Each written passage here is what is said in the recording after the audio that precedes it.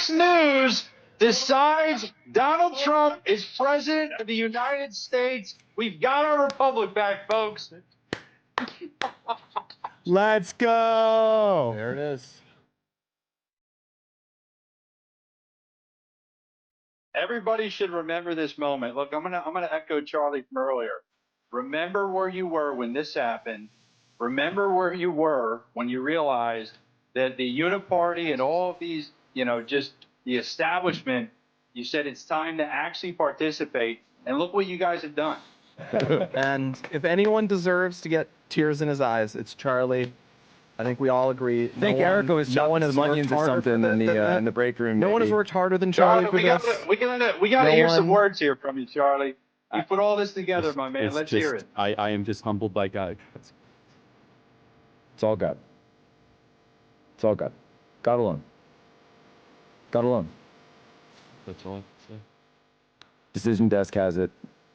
Pennsylvania. It's done. There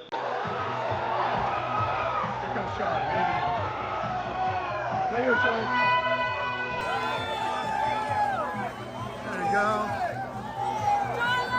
Right on. You got it.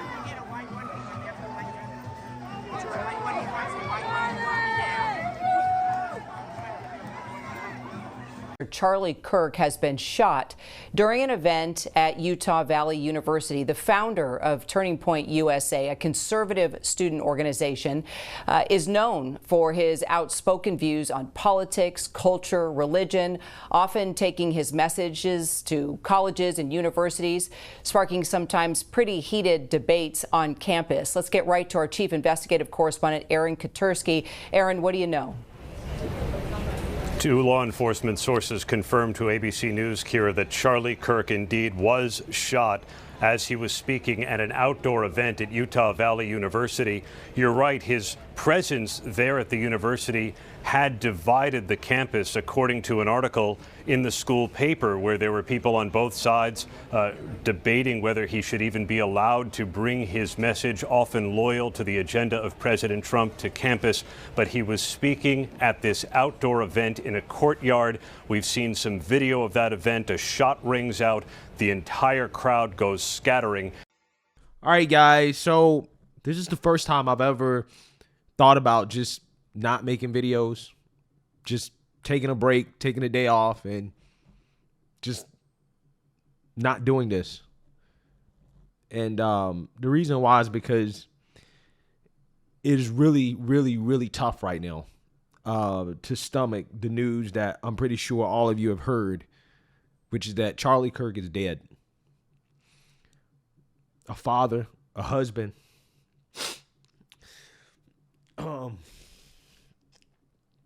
a man that all he wanted to do was debate. That was it. He just had an open platform to debate people with different ideas. And they killed him. They shot him in the neck. The video is horrific. It is one of the worst videos I've seen. And I've seen a lot of videos. But that one was it was one of the most insane things I've ever seen. And again, I'm just speechless. You know, it's just really hard for me to articulate how I feel right now. Because it really does hit close to home in the sense that, you know, hey, talking about politics shouldn't lead to this, right? Expressing your viewpoints about the direction of the country, it shouldn't lead to this. It should never come down to this type of violence. But we're seeing this violence more and more and more and more in this country as it becomes more and more and more polarized. We almost witnessed the President of the United States get assassinated. He was 1 inch away from being dead. We've seen these assassination attempts on politicians. We've seen actual assassinations that were successful. A couple Democrats in Minnesota just a few months ago. We've seen CEOs be assassinated.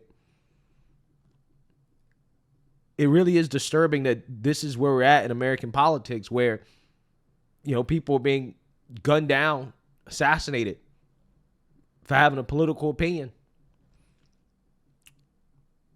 And Charlie Kirk was somebody that, unfortunately, I've seen him in person, but I've never got to really, sit down and talk to him and have a deep discussion. But I have seen him in person. I have been to the TPUSA events. He was doing good work. He was doing God's work. And he always carried his faith on his sleeve. He was a man of Jesus. He was a man of God. And they took his life. They took his life. And, it's... Yeah, I really didn't want to do this video, but I know that people that, they want to hear my opinion. They want to hear my thoughts, but I don't have anything. Like, it's nothing for me to say outside of the fact that this is just a terrible situation. And more so than anything, I'm thinking about, his wife, his kids. Now they don't have a father. A father was taken away from them. Just like that. And I think it really is a reminder that, on this earth, in this world, no man knows the day nor the hour when time is going to be up. And again, in situations like this, again, this feels like, again, his life was stolen. And that is what happened. His life was stolen. But he did accomplish great things that very few people accomplish. He influenced this country in a positive way in his 31 short years. And I think that's the most important part about all this. So, again, this is straight from the heart. No, I never use a script anyways, but it's just my raw emotions. And, unfortunately, I don't know if things are going to get better after this. I don't know if this is going to be a moment where, as a country, we can pause and say, hey, you know what? This has to stop, right? This is going too far. Calling Trump Hitler, all of these exaggerations about Trump's policies and, conservatives and policies and things that make you like, again, this polarization is tearing the country apart to the point where, again, these assassinations are becoming more commonplace. And this is something I said back when the United CEO was assassinated. I said, guys, we don't want to get to a point in this country where this is normal. I said that at the time. While leftists were celebrating the assassination of a father, of a CEO, simply because of the fact that they blamed him for the issues in the healthcare system. And they basically tried to justify what happened to him. They tried to deify the assassin. And there's no doubt in my mind that you're going to see some of that. You're going to see some of that in response to what happened with Charlie Kirk. That's just the reality of where we're at in politics. Basically, I heard a loud bang, which I figured a shot would be a little bit louder, but I just saw it hit him in the chest, and then all of a sudden just tons of blood gushing right out where his heart is, and then he fell over and slumped down, and everybody got down and was screaming, and then we all ran. Can you describe just, did he appear to be moving afterward or what? Not at all. I personally believe he was dead on impact. Oh my goodness. And that's what makes me so sad about the current state of this country. I mean, even on outlets like MSNBC, a situation like this, they still can't get it right. They still can't hide their contempt for conservatives, people that you just have a simple political disagreement with. They couldn't even hide it. In reaction to the initial reports about Charlie Kirk being shot. After one of the Doge employees was allegedly attacked in Washington, D.C., that's what Donald Trump used as justification to send in federal troops into Washington, D.C. to get things under control. The carjacking situation, he used that. And I know it's hard to predict the future, Mark, but you can imagine the administration using this as a justification for something. But following up what was just said, he's been one of the most divisive, especially divisive younger figures in this, who is constantly sort of pushing this sort of hate speech or sort of aimed at certain groups. And I always go back to hateful thoughts lead to hateful words, which then lead to hateful actions. People are really upset, and they start lashing out online, and they start blaming others for what led up to this. I mean, we see it when Democrats are targeted. We see it when Republicans are targeted, and we're seeing it with this. Anna Paulina Luna, who's a representative from Florida, has put this out on X. She's blaming the Democrats. She's blaming the rhetoric the Democrats use calling Republicans fascist. She's saying, you are the hate. If you're in the FBI field office and you see this sort of stuff bubbling up online, how worried do you get about somebody taking up the cause of Charlie Kirk and lashing out on somebody who's seen as a Democrat or somebody who is a Democrat? Yeah. So again, it's just shameful. It really is. I mean, this is out of control. This is out of control. I mean, these people are worried about what Trump might do in response. They're worried about Trump rather than being worried about the fact that a husband, a father, was just murdered, assassinated, for simply wanting to have a discussion with people that he disagreed with. And they're worried about everything except him being alive. It's mind-blowing. It really is, guys. And you also have a moment in Congress where, you know, they try to have a moment of silence, a moment of prayer for Charlie Kirk, and just watch the reaction of Democrats. Just listen to their reaction. The chair would ask that all members present in the chamber and those in the gallery please rise for a moment of prayer for Charlie Kirk and his family.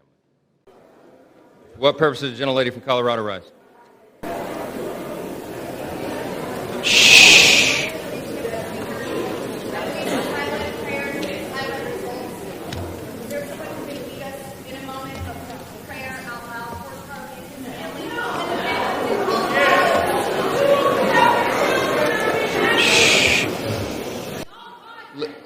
Let's wait a minute.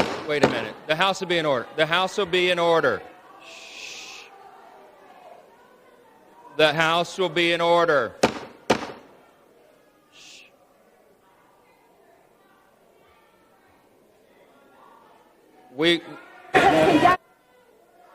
The House will be in order. We will join prayer right after this, okay? So, you know, at this point, I really don't want to say too much. Apparently, the shooter has not been caught, so we don't really know the motivations behind this.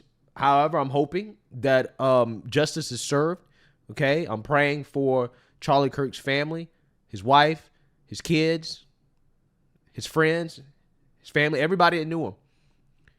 And his mission is going to continue. That's the thing. I really do believe that his impact on young people, on Gen Z, specifically on young males, his work will continue to live on. Despite what happened here. The man may be gone, but his legacy is not. And at 31 years old, he definitely created a hell of a legacy. A legacy that young men should look up to and say, hey, this is the type of man that I want to be. Fearless. Fearless in the face of hate. Fearless. Still willing to go to places where he's not liked, again, where he's not wanted, and to speak his mind. And nobody deserves to die. Nobody deserves to be killed for that. So that is the gist of what I have for you guys at this point. It's tough to deal with this situation. Obviously, this is something that, you know, we're going to have to continue to talk about over the next few days. But as of right now, that's all I got for you guys. And again, I'm praying for his family, his wife, his kids, his friends, his family, everybody that knew and loved him. And in this country, I'm praying for this country. that we can move to a better place. I love each and every last one of you that support my channel, that support what I do, that supports the work. And I just want you guys to remember that I love you. And again, I'm praying for this country. I'm praying that we get to a better place.